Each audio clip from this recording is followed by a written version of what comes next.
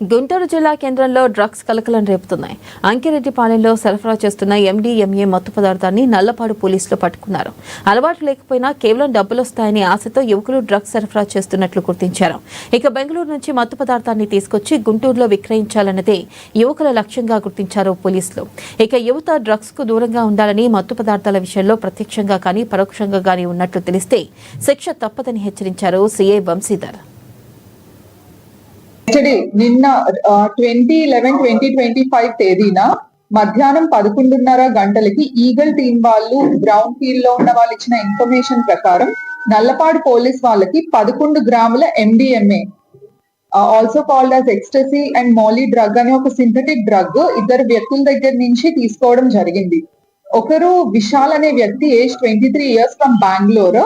ఇతను సంజయ్ అనే వ్యక్తి నుంచి బెంగళూరు నుంచి దీన్ని పర్చేస్ చేసి గుంటూరు వైపు వచ్చారు. ఇతన్ని పిక్ చేసుకోవడానికి వెళ్ళిన person Battula Srinivasarao, again age 24 to 25 years మధ్యలో ఉంటుంది. వీళ్ళిద్దరూ కూడా దీన్ని తీసుకొని వెళ్ళి సాగర్ ఇంకా మొయినుద్దీన్ అనే ఇద్దరు వ్యక్తులకి ఇవ్వాలనే ఉద్దేశంతో దీన్ని ట్రాన్స్పోర్టేషన్ లో తీసుకొని వెళ్ళడం జరిగింది. వీళ్ళిద్దరి పొజిషన్ లో విశాల్ ఇంకా బత్తుల శ్రీనివాస్ అనే వీళ్ళిద్దరి పొజిషన్ లో కూడా 11 grams MDMA డ్రగ్ దొరకడం జరిగింది.